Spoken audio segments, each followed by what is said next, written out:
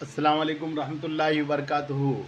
یہ سلسلہ جو جاری ہے حج کی دعائیں پڑھ رہے ہیں ہم انشاءاللہ، اس سے بڑا فائدہ ہوگا۔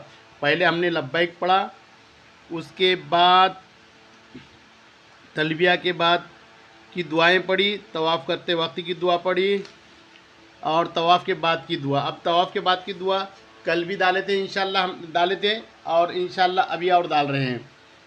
اللہم خنینی بما رزقتنی وبارک لی فیہ وخلق علی کل غائبۃ لی بخیر۔ اے اللہ، جو تو نے مجھے روزی عطا کی ہے اس پر تو مجھے قناعت دے اور اس میں میرے لیے برکت بھی دے، اور جو بھی میری نظروں سے غائب ہے اہل و عیال، اس پر تو خیر و برکت کے ساتھ میرا قائم مقام محافظ بن جا، میرے پیچھے ان کی حفاظت فرما۔ اب یہ دوسری دعا ہے، لا الہ الا اللہ وحدہ لا شریک لہ لہ الملک ولہ الحمد وہو علی کل شیء قدیر۔ یہ بھی دعا طواف میں پڑھنا ہے، یہ بھی دعا پڑھنا ہے، لا الہ الا اللہ وحدہ لا شریک لہ لہ الملک ولہ الحمد وہو علی کل شیء قدیر۔ لا الہ الا اللہ وحدہ لا شریک لہ لہ الملک ولہ الحمد وہو علی کل شیء قدیر۔ کثرت سے پڑھتے رہنا ہے انشاءاللہ، بہت فائدہ ہوگا۔ ترجمہ یہ ہے، اللہ کے سوا کوئی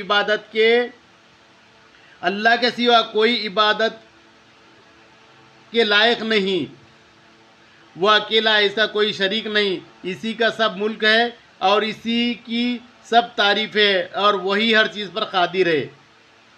دیکھو، یہ طواف کے بارے میں بتا رہے ہیں ہم انشاءاللہ، اس میں اگر کچھ کوتاہی یا غلطیاں ہوتی ہے تو اس میں کمنٹ کر کے بتلانا۔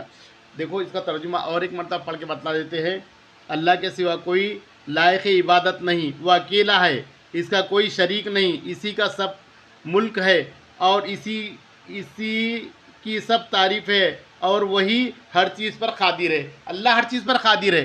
اللہ نے تم کو بلایا ہے، حج کرایا ہے، تو یہ اپنے آپ کچھ نہیں ہوا۔ اللہ نے آپ کا حج طے کرا کے رکھا تھا، آپ کے مقدر میں حج تھا۔